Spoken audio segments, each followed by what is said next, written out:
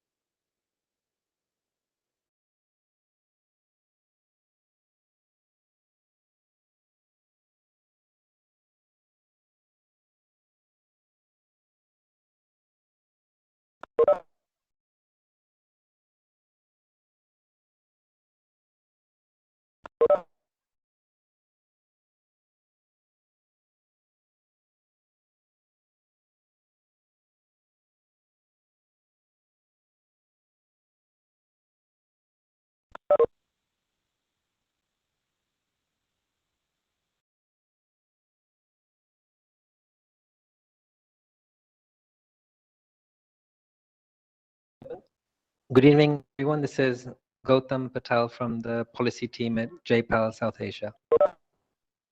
So nice to have you with us, Gautam. Uh, it's a culmination of the work that the PRITI has been doing with our URJA help desk in Madhya Pradesh. Thank you very much for joining us. Yep. No, it's a pleasure. I look forward to learning from this session. Thank you very much. Thank you. Thank you.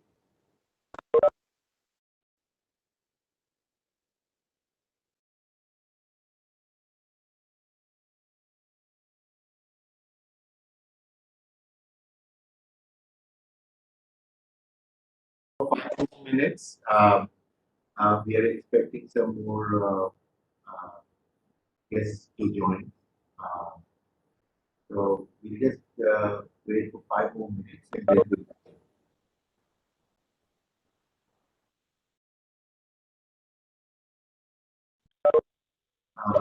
Deepika here and Anupriya and Avanti Durani.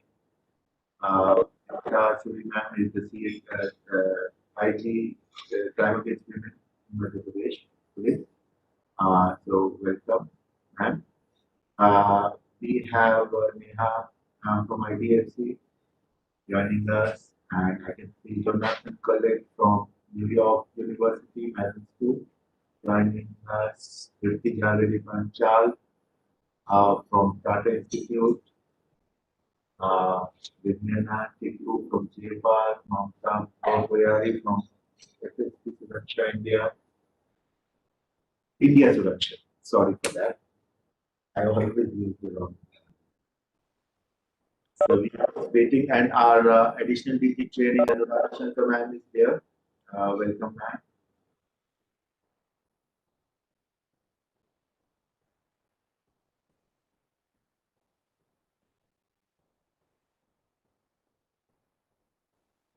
Is it Tripti? Yeah. Good to have you with us. Welcome. Hello, how Yeah. are you? Good, good, good.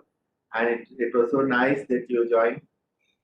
Yeah, I just got the link half an hour back, so I said, let me join.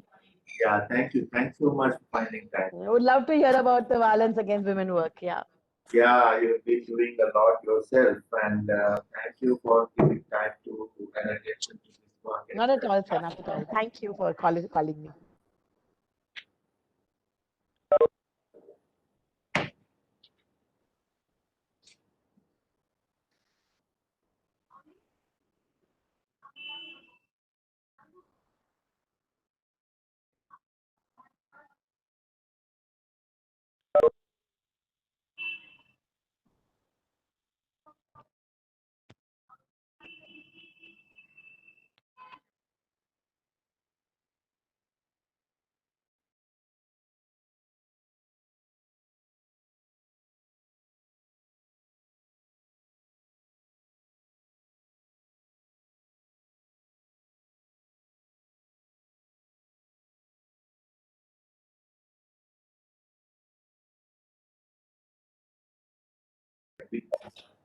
Waiting for other guests to join in, and I think we'll begin now.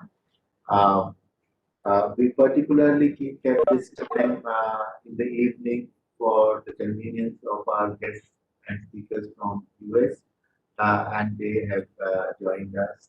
Thank you very much for that. We have our principal speaker today, Professor Sandeep Sukant, is already there. Before we begin, I would like to highlight the theme of the 5 days uh, virtual roundtables which we are organizing through the Pracademic Lab of the Teaching Research Cell of Madhya Pradesh Police. This 5 day virtual roundtables are devoted to justice, inclusion, and victims' access. The whole theme has been designed to near the launch of the Academic Lab of the Gender Resource Center in the DG Research Cell of Madhya Pradesh Police. Uh, Justice and inclusion is a very uh, deeply affecting work of our work in the police and law enforcement. We have been doing some kind of academic work around this theme of work, this specialization of work, and that's why this theme was chosen around the launch of the Gender Resource Center and the launch of the Academic Lab, where we can discuss issues and policy relevant outcomes through different approaches to improvement of the practice in justice delivery. As we begin, I would acknowledge that our special DG training, Madam Aruna Mohan Rao, who is also the chairperson of the entire program on victim justice and action-based research, has joined us. Madam, welcome to this forum. Thank you, ma'am, for joining us. And Madam Anuradha Shankar Singh, ma'am, is also already joined. We have very eminent persons joining this forum today. This is a roundtable, a virtual roundtable meant for policy-based discussions, and definitely we would expect that you all would be participating in this discussion, and you have taken out time. We are very thankful for that. The format of the today's roundtable goes this way. First, we have the thematic overview of the justice delivery in context of victim justice through help desk, and the academic work around it, around that. What the academics say and what the practice says and what are the improvements around that. Then we'll invite Professor Sandeep Subtankar from the University of Virginia, who's today representing JPAL, Abdul Jalil Poverty Action Lab, has been working on a 3-year project now on women's health desk in Madhya Pradesh. And in 12 districts, 180 police stations, they have done their work, and they are about to come out with their report. So we'll share their remarks, and we'll have their remarks on the whole approach of this academic work, where the academics and the researchers join hand with the practitioners, the law enforcement officers, to do a joint effort in understanding the field practice and improving the field practice, and then testing it, evaluating it, and coming out with some results for policy implications. With this tangible work done on a academic mode, we would steer a discussion around the relevance of victim justice endeavors and how these specialized approaches on victim justice delivery stand the test of time, test of practicality, and test of satisfaction by the citizens. This would be the basic theme of the discussion. We have eminent persons joining who this group today, this roundtable today, who have a lot of experience around working in this sector, and so I would expect a very robust and meaningful discussion on that. So before I invite Professor Sandeep Subtankar, the lead researcher from the part of JPAL, who has been resident in Madhya Pradesh doing this work on behalf of Sandeep Subtankar, Professor Gabriela Crooks-Wisner, and Professor Akshay Mangla, is Sudha Bhattacharya. So, Sudha, welcome to this forum today. I would request you to give a brief introduction of Professor Sandeep Subtankar, and then we'll ask him to speak today. Thank you so much, sir. Am I audible? Ask them. Can everyone hear me? Be a little louder. Be a little louder. Yeah, louder. Thank you so much, sir. I'm honored to introduce Dr. Sandeep Subtankar, who, along with Dr. Gabriel Crooks-Wisner and Dr. Akshay Mangla, is the principal investigator on the Madhya Pradesh Police study. Dr. Subtankar has, along with Dr. Gabriel Crooks-Wisner and Dr. Mangla, and in collaboration with the MP Police Department, have envisioned, planned, and directed this research project, which aims to eventually improve women's access to security and justice systems. Dr. Subtankar is an associate professor in the Department of Economics at the University of Virginia. His research interest lies at the intersection of development, political economy, and public economics, with a focus on corruption and government issues. Dr. Subtankar, over to you. So now, Professor Subtankar, I'll invite you to speak on your experiment, your experience of launching the URJA Help Desk project, and how you feel this kind of a academic approach, which JPAL specializes in. And through this, you have JPAL has contributed into the justice sector, the law enforcement sector, in understanding their policy relevant outcomes. So over to you, Professor. Great, thank you. Thank you so much, Vineet, for organizing. Can everybody hear me? Great. Yes, we can So hear this you. is excellent. So this has been a huge pleasure to be part of this work. We started in 2017, so it's a long time in process. So maybe I'll just start with a brief sort of history of how things came about. And then I have some slides prepared. Some of you may have already seen them, others they'll be new. But then I can describe the project a little bit more in detail. But I wanted to start with a little bit of the history because the main sort of feature of this research, which is not it's there in a lot of other projects that JPAL does, but I feel like was really important in this case, particularly working with the police, was the fact that it was sort of not us who approached the police wanting to do some research, right? It was the research and training cell of the Madhya Pradesh police, especially led by Vineet Kapoor, who approached us saying, look, we have these ideas, we want to test them, and we want to work together with academics. And I think that's just really commendable because it's not common to work with the police.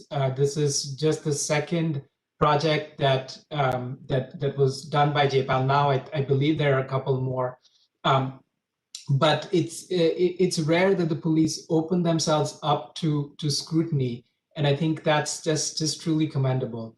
And so how we started was that Vineet approached us, approached Abhijit Banerjee approached me.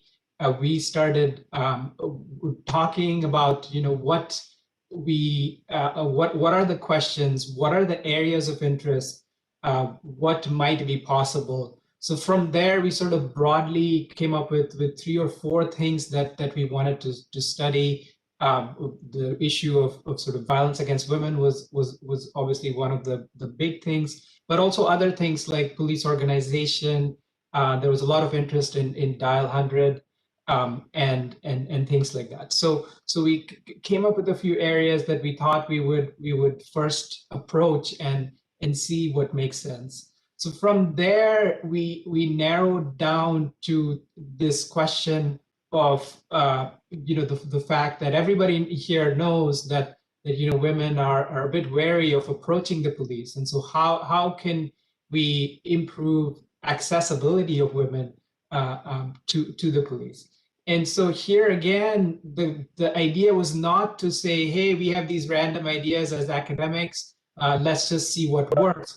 The idea was to see, okay, what have you done in the past? Let's see if we can work with that and use this in a sort of scalable model, right? And so one of the things that has been tried in the past, and indeed we've learned since, that many other states, Rajasthan, for example, also has some version of this.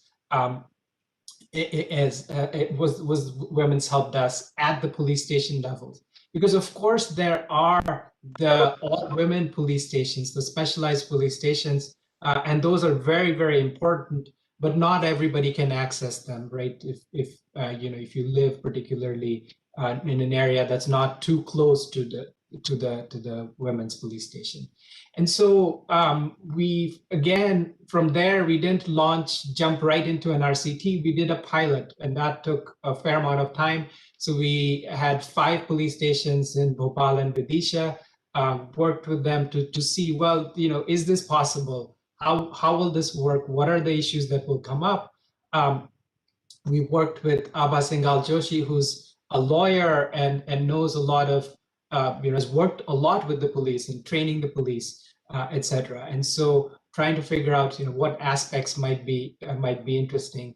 And then we looked at the pilot. We saw that actually people were coming, people were making use of these help desks. So let's then figure out a model that can be scaled up from 5 to 120 stations with the desk, 60 that were controlled, as I'll tell you about in just one second. What are the components that are sort of easy to understand that can really be taken up at scale? So that was sort of the genesis of the project. We we had an MOU which was very clear in terms of this is what the police is responsible for, this is what JPAL is responsible for.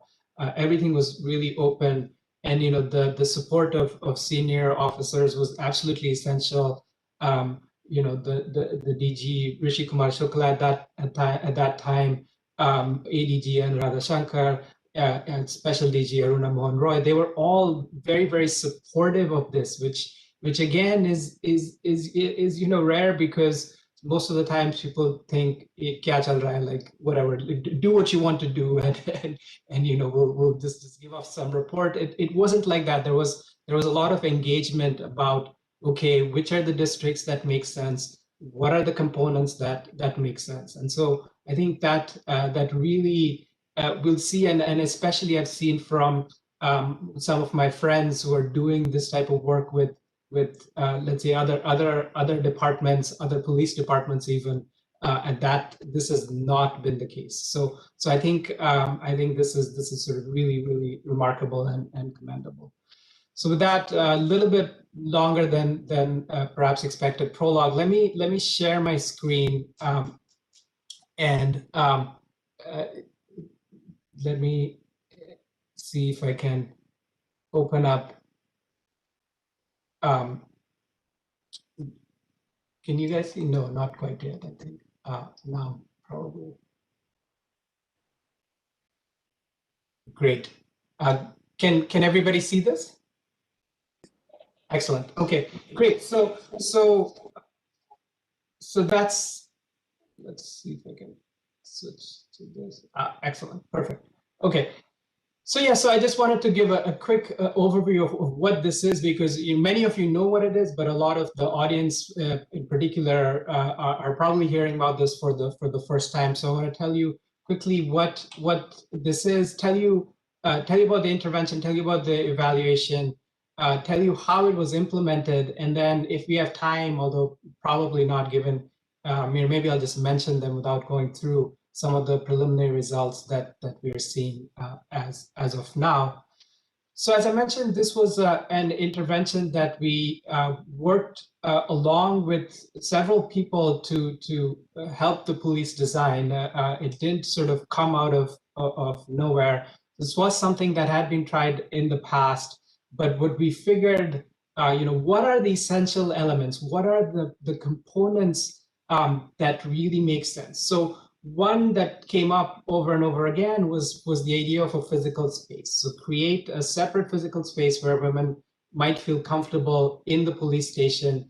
There was an ideal, of course, of a separate room with even an attached toilet, etc. We knew, we were realistic that this might not be possible in all police stations.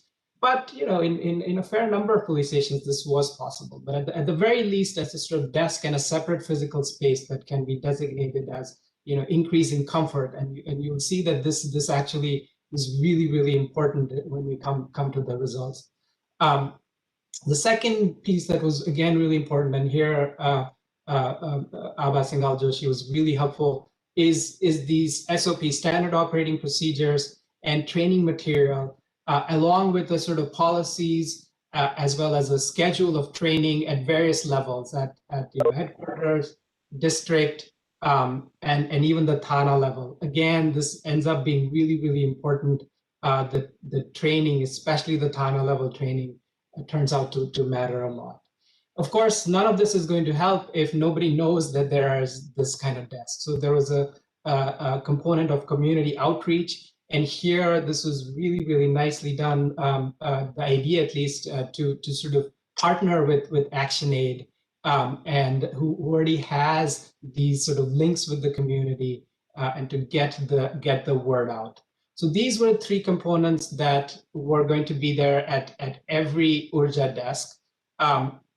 The fourth component, which was whether female officers should be running the desk, whether female officers should be specially assigned to run this desk, was also something that we wanted to test. So we'll see how that was done. And so that was an important component, again, to see whether that increased comfort or not of women.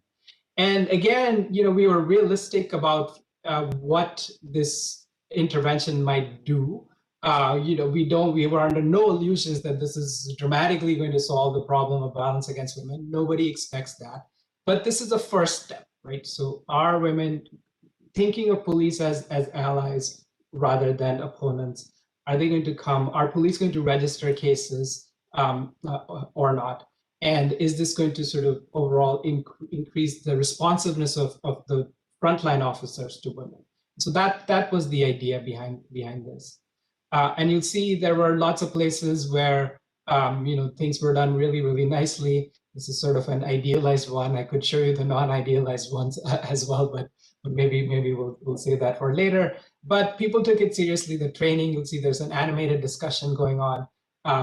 This was done in a very nice way. I'll show you a little bit more about what we found from our own independent audit. Let's say it's not quite an audit, but basically an assessment of how things were implemented. So now that we have this intervention, how do we know that it works? So we're going to work in 12 districts. This was the map at that time. I gather that there's already an additional district, maybe, but to the whole map of Madhya Pradesh. But these are the 12 districts. They were very carefully chosen, not just for this is prominent. There was definitely an urban bias. The 4 biggest cities in Madhya Pradesh were going to be represented, and that was done on purpose. But in addition to that, this was sort of like all the regions are represented, right? So you'll see there's geographical spread, there's spread in terms of the socioeconomic conditions, as well as sort of basically cultural conditions as well in all of these areas. So then what we worked with is this idea of a randomized controlled trial. And again, the methodology is going to tease out the actual impact of the program. It's not just that we see, look what happens before the intervention and then after. No, we have a careful analysis that takes these 180 police stations and then randomly allocates some of them by lottery to be part of the treatment and another group to be part of the comparison. Then we're going to measure our outcomes in both groups. And of course, then any differences can be attributed entirely to the program or the intervention. And so this is the sort of standardized JPAL research methodology. And in our case, it wasn't as simple as just 2 groups. What we did was 3 groups. So 180 police stations assigned by lottery. Again, because it's a computer and there's an algorithm that we designed based on various factors to allocate it. It doesn't always come out 60, 60, 60. So we ended up with 59 thanas that had all 4 components. Where the goal was at least to get 2 female police staff to be able to run the desk. 61 thanas that had the 3 components. It was not, at least the idea was not that women were not allowed to run the desk. It's just that there wasn't the sort of help desk officer was not necessarily mandated to be a woman. And then there were 60 control thanas, which went on as business as usual. We measured outcomes there, but the idea was not that this would be that they would have the intervention. And then the hope was that people would be there for at least a year. And again, the groups were, at least we monitored. The hope was that people wouldn't switch across the groups, as in a police thana that was meant to be treatment wouldn't slip into control and vice versa. So I think I mentioned a little bit of this already, the timeline. So I'm going to skip a little bit. Just a couple of things to note. The launch, there was a long period of sort of training. There was a sort of pre-launch, then there's a training launch, and then the final sort of real launch we would consider to be June 2019. We did collected data before then. We monitored in between, and then we collected data starting January, February, March of 2020. Of course, then COVID hit, and so we had to adjust our data collection a little bit. In addition, to sort of this quantitative data collection, we also had a qualitative data connection. Sorry, I don't understand what this annotation thing is here. Okay, I think I'm just going to ignore it for now.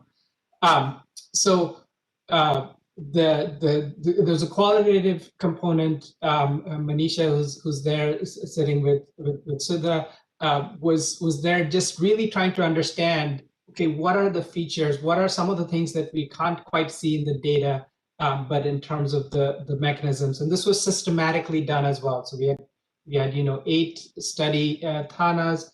They were all from various parts of the distribution of thanas, and when we're going to go and study them to see if there's other things that we can learn beyond what we can find in our data.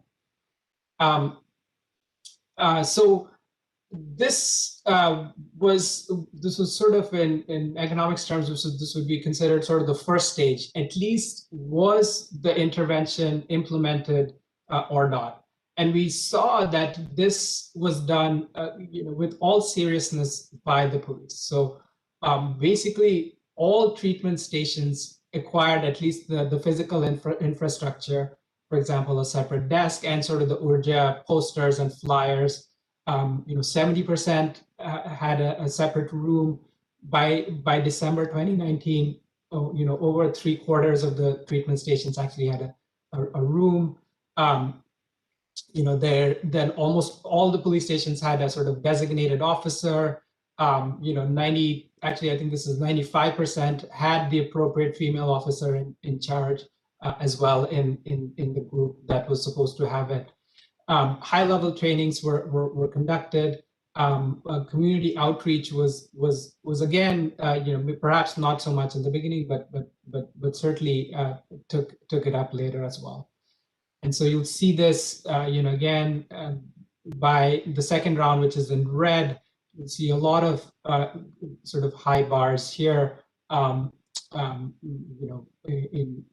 Especially, for example, the outreach, which I said started out not too high, but then jumped up pretty well.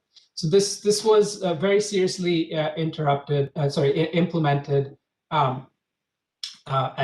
it was meant to be. Especially on sort of the physical infrastructure. The police are really great. You tell people exactly as it should be. You tell people to do something that's very tangible, and that's sort of easily done. The two things, again, we'll see this when we come to the results, which is the local training at the police station level is certainly could be done a little bit more, as well as the community outreach. So the preliminary results, we actually have more than what I have on the slide, so I'm going to talk through those. So there were a number of different sources of data in addition to the qualitative data that we said. So we have a police survey where we asked police in all different groups on their perceptions of crime, the orientation of the station, what the actions were, at least reported. Then this was very interesting. We did a user satisfaction survey where we interviewed people who had just come to the police thana and asked about their satisfaction with the visit. We had CCTV data where we just looked at, are people coming to the station or not? This is taking a long time to analyze because it's a huge amount of data. We need to, when we're using a sort of supercomputer based at UB to analyze it. We had a broad representative citizen survey looking at satisfaction and trust within the police. This we had to do a little bit later because of COVID. We were going to do it in March and April, and unfortunately we had to do it over the phone later in July to September. And then finally, we have administrative data from the police directly. And that was, again, very kind of the police to directly share that data with us. And so today, I'll just quickly talk about user satisfaction with police. I'll mention the administrative data results, which are very interesting as well. These two, we're still, especially when we do this stuff, we double check and triple check it. And so we're done with the first round, but we're not quite done with the double and triple checks before we can sort of share. So in terms of the user satisfaction, if you look at just the raw scores, this was very high. People were very satisfied with the visit. Now it's hard to say whether this is really the level is that high, or people just didn't want to say. They've just been at the police station and they didn't want to say, hey, I wasn't satisfied. So the important thing is the difference between the groups. And you'll see that in all cases, the treatment group is slightly higher. In the case of whether for women, did they feel comfortable during their visit to the Thana, that's statistically different. Although all cases, the satisfaction rates are higher. So what's super interesting about this, which I'm not showing here, but which we have in data, is if you compare within the treatment stations, looking at the stations that got more training, those places, all these things are statistically significantly higher. So that's really good to know, is that the more training you have, the better these outcomes are. So citizens are really seeing the impact of this training and this intervention when the training especially happens at the local Thana level. This is sort of comparing the two groups. Here mostly they're not very different. This is the group with female officers and not. And so again, the differences aren't quite that big. Maybe this was slightly surprising to women that they were treated that respectfully. So it was particularly salient in the case with male officers. Here you'll see very clearly the impact of the help desk, of the physical space. It was very clear that for both men and women, that they were satisfied with the facilities as well. Now, in terms of the police, it looks like we didn't really see big changes in attitude, which I think is expected. A lot of these attitudes are deep-seated. If we had seen something here, perhaps it would be a little bit surprising even. So that wasn't there. But what we did see was a change in orientation in terms of these scales are a little bit hard to see, but in terms of the perception of the activities given to the Thana and awareness. So actually the treatment group was more likely to say that they didn't think the police was doing such a good job in providing help to victims, which I think is really nice. I don't have the administrative data outcomes here, but what we're seeing is a very, very stark increase in the number of DIRs that were filed. Okay, and so that is just so clear. It's a huge jump. This was something that that was emphasized, that was taught, and so the police responded. And so that is really, really interesting to see. So again, we see some modest gains from the point of view of citizens. We don't see any big changes in attitude. We do see a change in orientation and behavior. And all of this is sort of very consistent with what we see in the monitoring and how things were implemented, which is the training, for example, really, really matters. So I feel like I've gone on for a while now. So thank you very much for listening, and I'm very happy to take questions. All right, so how do I stop? There we go. Thank you, Sandeep. Thanks so much for sharing such a huge study in such a short time or span of time. Most valuable was your experience of taking up a academic approach in which the expertise you guys have in the research and the policy analysis had a confluence with the practice and how the project came about. That was a very important process to understand. Apart from that, also the outcomes, the preliminary outcomes that you have shared. Thanks very much for that.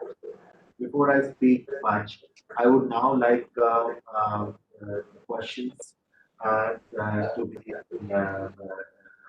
to for the participants. Vinny, Have any questions? Yes, ma'am. Yes, ma'am. I'm actually very surprised at the preliminary results which have come out. I thought that there will be more of a difference between the satisfaction level. I think we'll have to go more deeply into this. These are, I think, preliminary survey. Because for a woman victim who goes into a police station, there should be a complete different experience if she goes directly to a URJA desk rather than going to the normal process of meeting the officer in charge or whoever's on duty. So I'm surprised. No, so I think that's very important, and I completely see your point. But see, the problem is we have a 4-point scale, and we say, you're very dissatisfied, satisfied, and very satisfied. Now, if almost everybody is saying that they're satisfied, there's very little scope to or very satisfied. The average is so high. It's like if everybody's scoring 95%, you train them, maybe it goes up to 97%. Now, again, it's important because we don't know whether that's just coming because people are sort of scared of saying that they're dissatisfied, right? But you're right. I think we have to sort of look into that. And it's very clear that there is a difference, right? And so, and especially what's important is, especially what we see is that the better the training, the more the increase, right? And so that, I think, is the most important takeaway from this, rather than just looking at the difference in levels. The normal thanas know that they are being monitored in this way? Were they aware that they are being subjected to some kind of research? Yes, absolutely. So this is sort of the an issue in a medical trial. You don't know if you've got the vaccine or the placebo, right? But here it's impossible to do that without people knowing. And so that can be part of the issue, is that maybe you respond a little bit as well, and so you think, oh, maybe I shouldn't do that badly because otherwise people will think, hey, kya kar raha hai? So that's that could be part of this as well. But again, to be honest, it also depends on your priors, like what you thought would happen, and we were very sort of pleasantly surprised. Everything is very consistent. It's internally consistent. Like everywhere we see a result, it's because of the intervention, right? And so I think that's just as as academics, that's just really, really great for us. Further going into the question which Aruna ma'am has asked, I would like to know in terms of the number of registrations getting hugely increased, particularly in the form of DIR form getting registered. So did that make any significant difference to the overall perception levels? I see. That's a good question. So, yeah. So that we haven't looked at that, but we can look at that to see, whether the satisfaction was higher in places that did more registration of DIRs. Yeah, because yeah. I'm sorry. Yeah. Yeah. No. I'll write down some of these questions. So, I think that's important to know as well. Yeah, further, like what ma'am has pointed out, one more thing I think you may need to go deeper into. One of the observations which you have about police change in police attitude. So there was the fourth observation was change in the attitude was not there was not much significance in the change in the individual officer's attitude.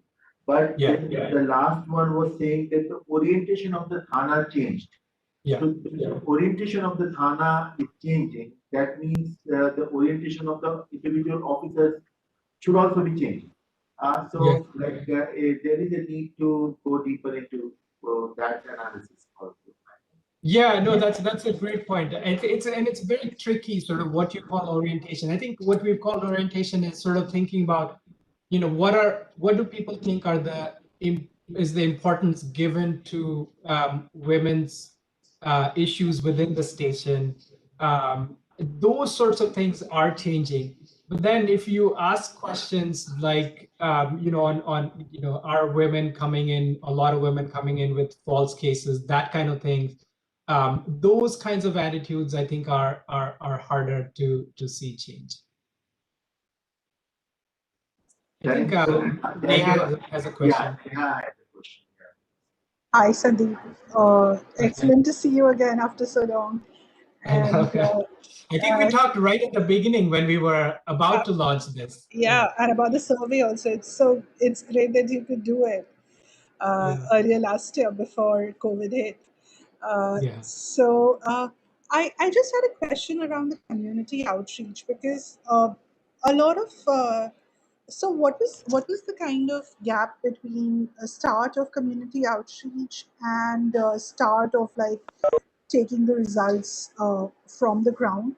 Because a lot of times like people aren't aware, and so that also impacts people's approach towards going to a police station.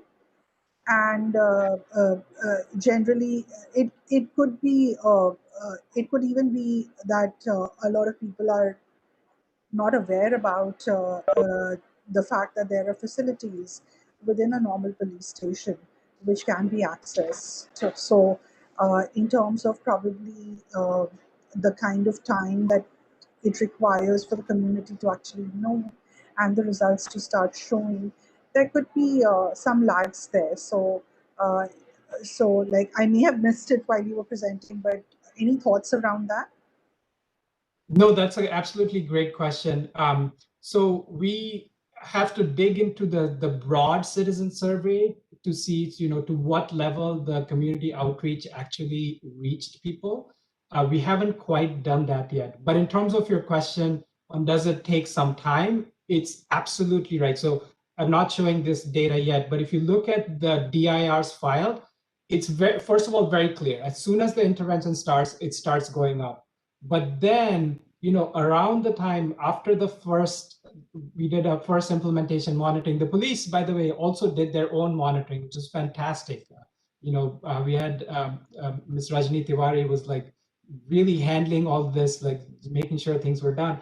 And they did that. And when they saw in about July, August, that the outreach was not quite there, and they started doing a lot more. And you'll see by the second round, December, that's a difference from 3% to 86%, right? It's like an enormous jump in outreach activities.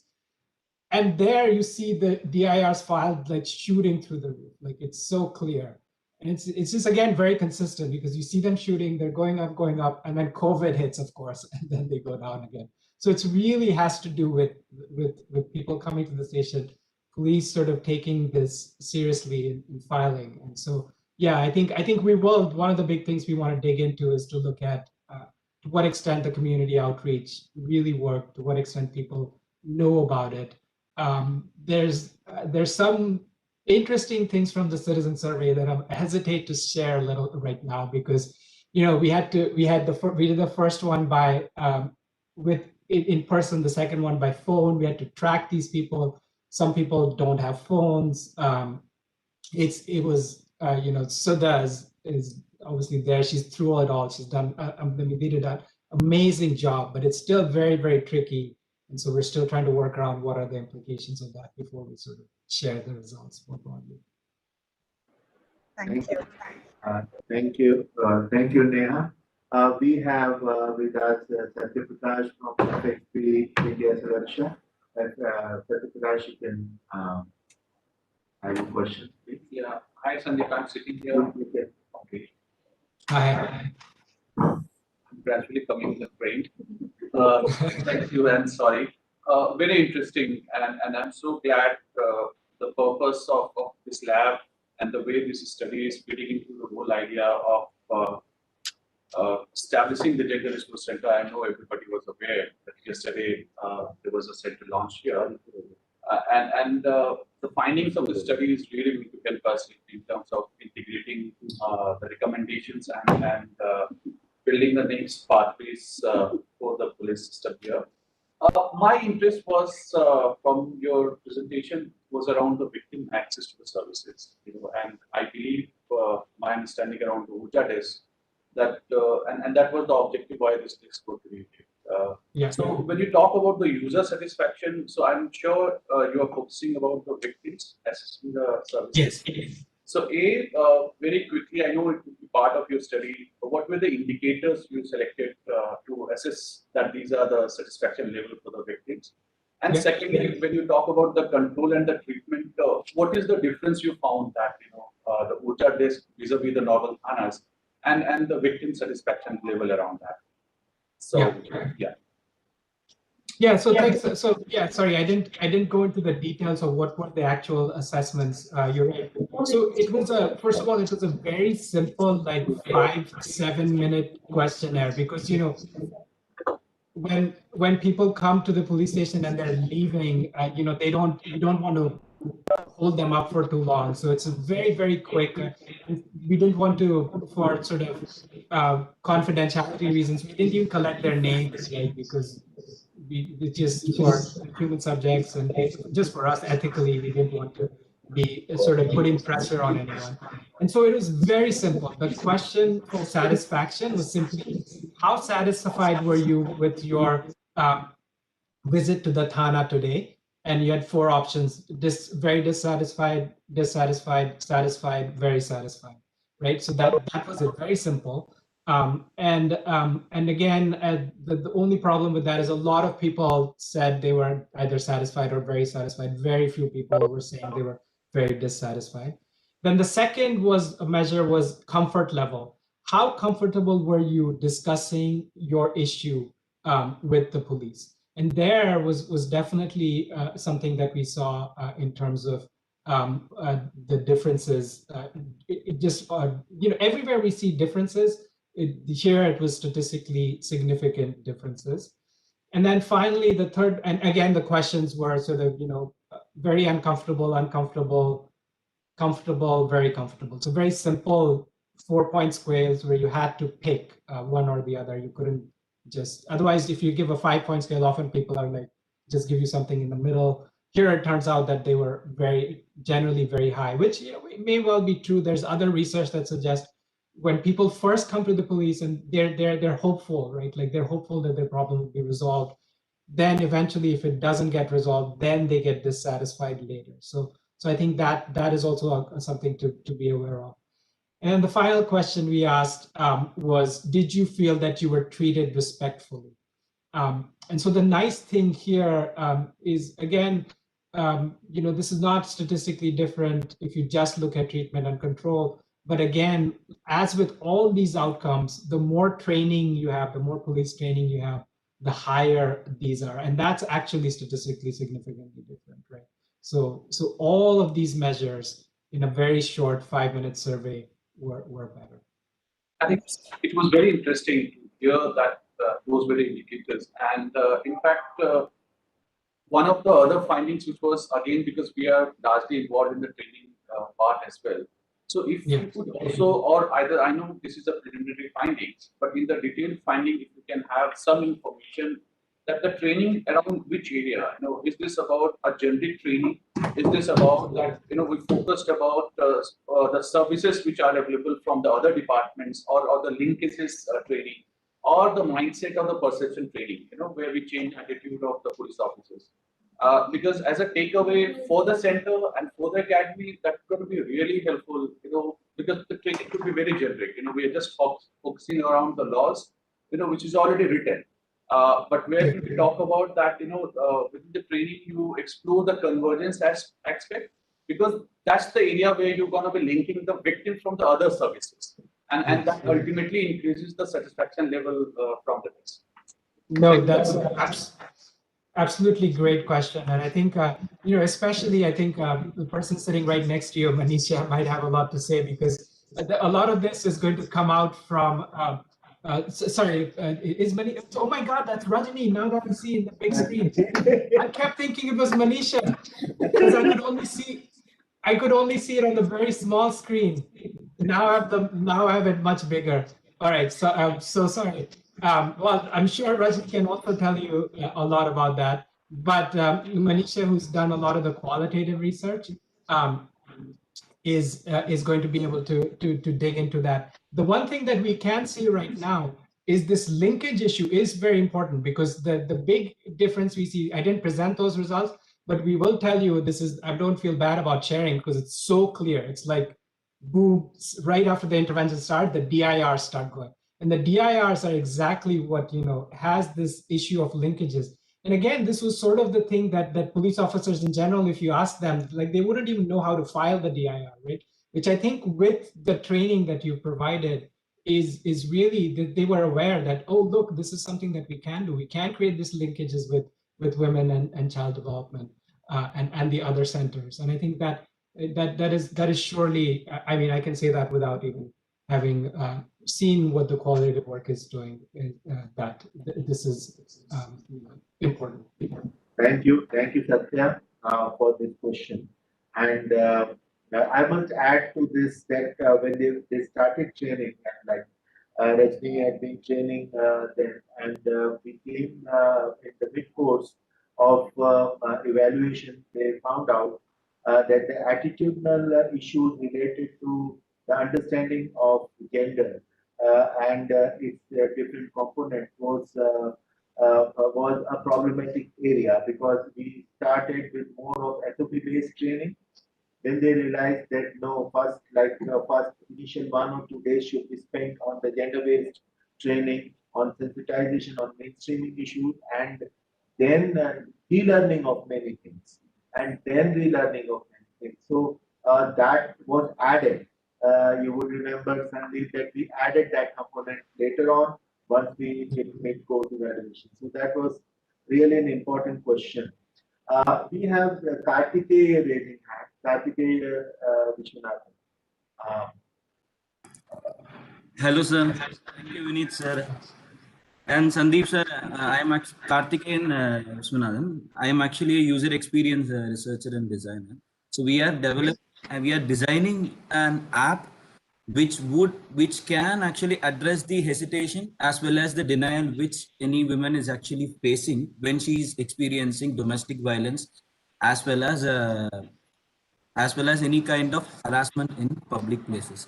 So our main goal is to establish that kind of trust between her, as well as accessing these services from URJA in a very remote way.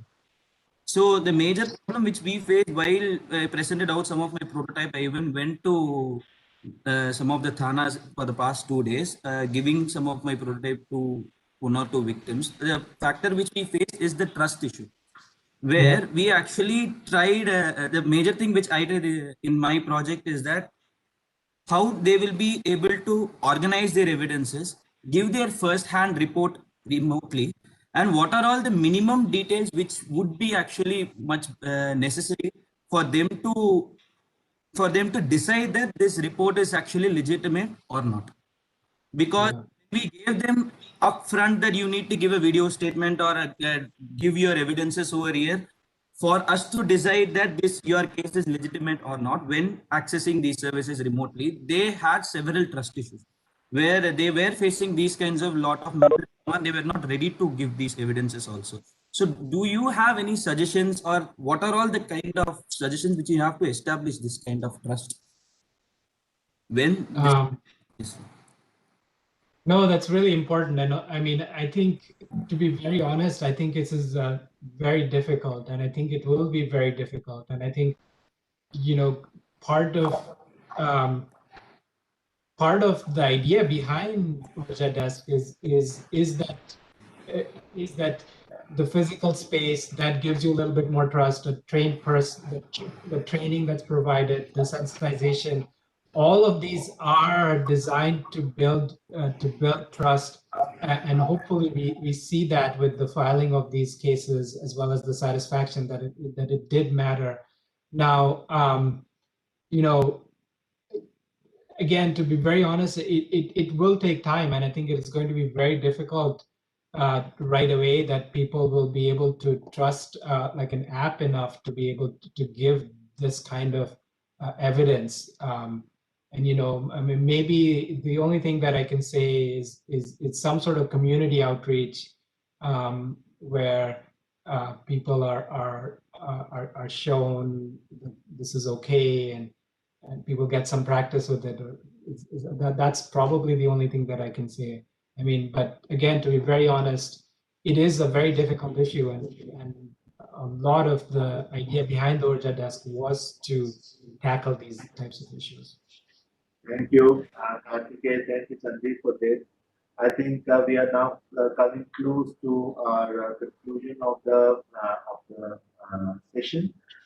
We would now invite IG Crime Against Women, Deepika Suri, madam, to come up and give her comments on this, because as you know, Sandeep, we based on this research evidence, Crime Against Women branch and Madhya Pradesh Police has taken up a decision to start help desk in 700 police stations across the state. And Deepika Suri as IG CAW has been steering this project. So now I invite Deepika Suri for her comments. And good evening, Aruna ma'am and Sandeep and all our other people who are here. What I would like to say is that I think the fact that we've had URJA Desk and an experiment to guide us with has been very instructive. And obviously Rajni, Vineet, they've been part of the framework. Like, we have been trying to upscale. There is a project by Ministry of Home Affairs that we should have Mahila desks at 700 thanas. So as far as the SOPs are concerned, how to go about it, and I've been part of I've been a part of the audience as far as the earlier presentations have also been concerned. So we have drawn a lot, or we are drawing a lot, because we have to finally establish it. And obviously the timelines sometimes we kind of miss them, but we're trying to just get them started, at least if we can, by the end of the month. And the SOPs that have been there, the aspects about training, and the learnings about including the middle management and the Thana in charge in that entire setup. So there are a large number of so we are actually going to be standing on the shoulders of giants, and I think that is where we learn from it. So I can actually thank you for this the model that we have here, and that's about it. Thank you. I think taking up some clue on the academic approach to the initiatives, and then sustaining it through evidence-led decision making is something which we are advancing on, and this is a very promising thing for us, particularly in law enforcement sector in India, to do like this. With that note, now I would request Aruna ma'am to kindly give her final comments on today's roundtable, and then we come to a close. Yeah. Good evening, everyone. Again, this is a very important issue for all of us in MP Police, because it was a slow start, but as now we have directions to have these help desks across the state.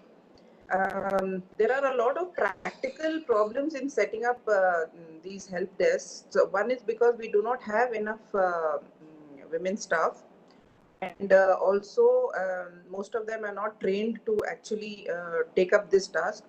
There may be also some unwillingness on the part of lady officers to take up this job, because they would like to be in just routine normal policing job. Start on March 15th.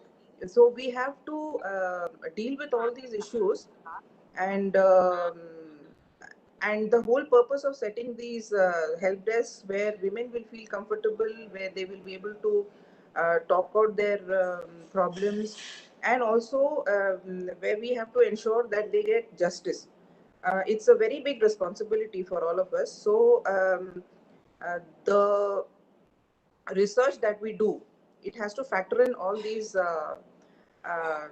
issues. And also I would like that in some way, if we can do it impartially, where the normal control thanas do not know that we are actually evaluating them. If in some way we can devise a way of doing that, I think that will be ideal. But if not, we'll still go by the research that you're doing. And definitely training helps, no doubt about it. As Sandeep said, we have to go in for massive training for all concerned, not only for the women who are going to be manning these help desks, but also for the whole Thana. The whole Thana needs to be sensitized about these help desks. So training has to come been taken up on a massive scale, and also like the CAW, which is going to handhold this program, they will have to also take it up in in association with us, and we have to ensure that the actual purpose of setting up these helplines are they materialize in the real sense. So I would like to thank Sandeep for a very good presentation that you made. We would be eagerly awaiting for the final results also. And this is one project which is very close to my heart, because it started when I was ADG in CAW. So I would really love to see that this is successfully implemented also. Thank you so much. Thank you, ma'am. Thank you, ma'am, for such a inspiring words on the relevance of the research work, as well as giving us very important suggestions to follow. Since Sandeep is at the penultimate stage of analysis, I think your comment would have been very important for the JPAL team at this juncture. And I think this roundtable must have really helped them to reconsider certain analytical frames on which they are developing their reports. So over to Sandeep. Sandeep, you have any other comments to speak, because you have been the speaker today?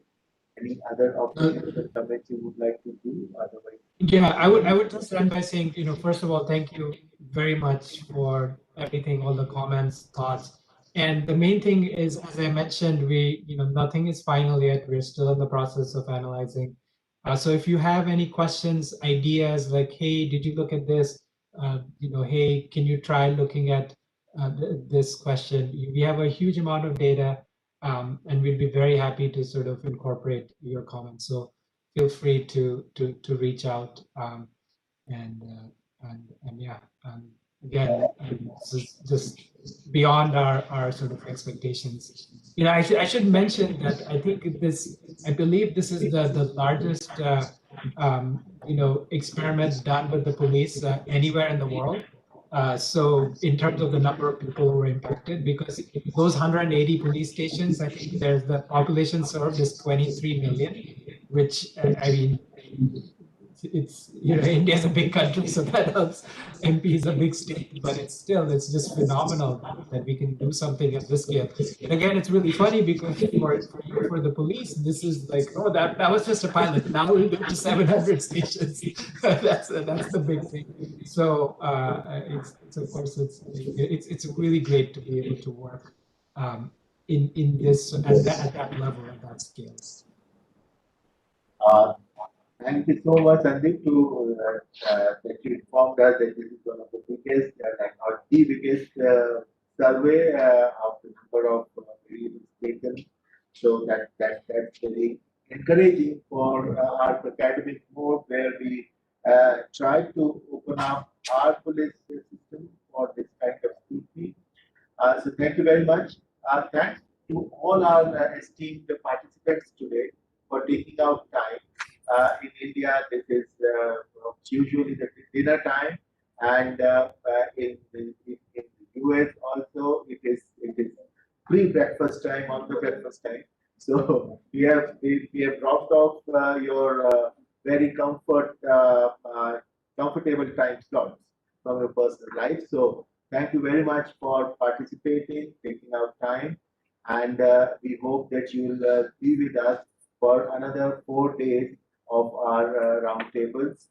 We have very exciting topics, very relevant topics to be discussed, and we need your support. So thank you very much for participating today. Thank you, Sandeep. Thank you, madam, for